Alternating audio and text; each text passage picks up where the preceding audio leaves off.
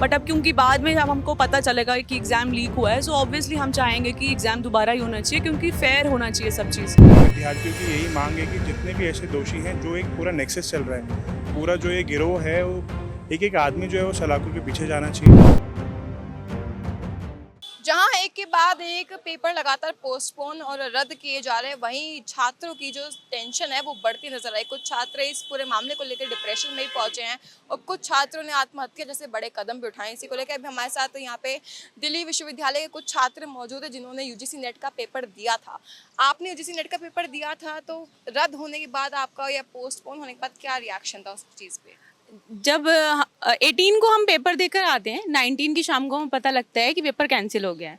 Paper cancel होने के बाद जो चीज़ें सामने आती है कि जैसे कि कोरियर कंपनी ने रूल्स फॉलो नहीं किए थे, 5-5K में पेपर डिस्ट्रीब्यूट हुआ है और टेलीग्राम पे पेपर डिस्ट्रीब्यूट हुआ है।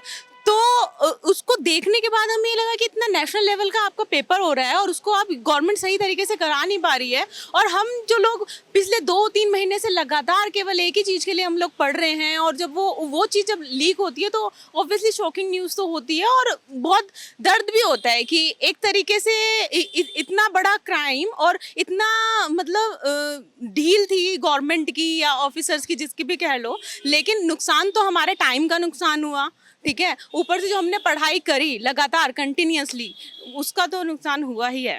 कुछ बच्चे कह रहे हैं कि पेपर दोबारा नहीं होना चाहिए, जबकि कुछ बच्चे कह रहे हैं होना चाहिए क्योंकि उनको ज़्यादा समय मिल जाएगा तैयारी करने के लिए। तो उस पे क्या कहेंगे? देखो, तैयारी मैंने भी करी थी, जैसे मुझे लगता है कि पेपर दोबारा होना चाहिए। जो लोग कह रहे हैं कि पेपर नहीं होना चाहिए, मे भी उनके पास पेपर होगा, क्योंकि जब 5-5 हज़ार में पेपर बिका है तो 5 हज़ार आज के टाइम पे बहुत बड़ी कीमत नहीं होती है किसी भी, और इवन पेपर के लिए तो होती ही नहीं है। और आपको अगर 5 हज़ार में फॉर एग्जांपल अगर 50 क्वेश्चंस भी गए हैं तो 50 क्वेश्चंस में भी आपकी आधी श्योरिटी हो जाती है कि हाँ आपका पेपर क्लियर हो रहा है।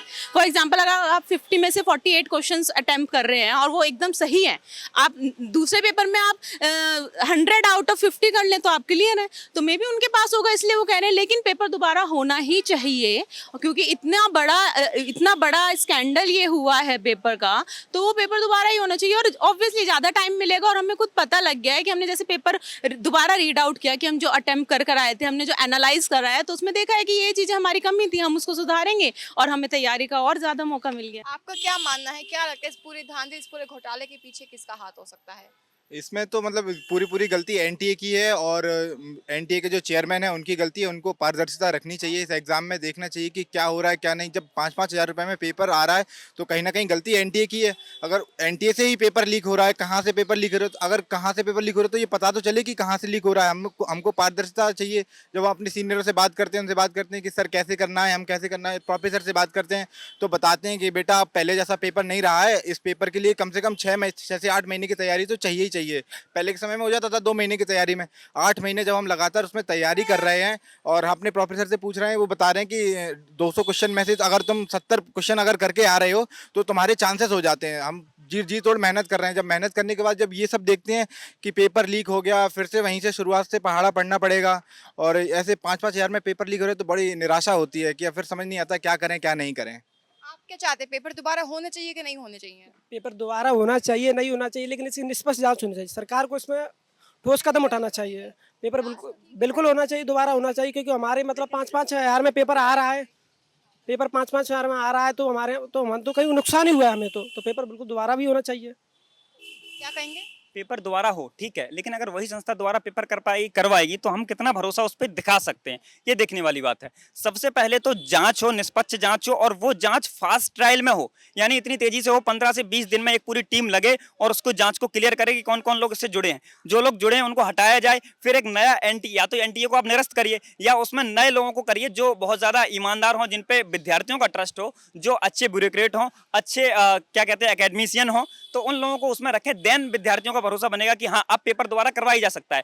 चोर से दोबारा पेपर करवाओगे तो भैया वो तो दोबारा चोरी होगी। तो ऐसा हम लोग नहीं चाहते हैं कि पेपर आप करवा दे खाना पूर्ति करने के लिए, कि देखो एक बार खराब हो गया था अब दोबारा पेपर करवा दे रहे, तो ऐसी खाना पूर्ति नहीं चाहिए। दोबारा से पेपर आउट हो जाएगा। इस बार तो खबर बाहर आ गई, अब की बार खबर भी नहीं आएगी और स्मार्टली काम करेंगे।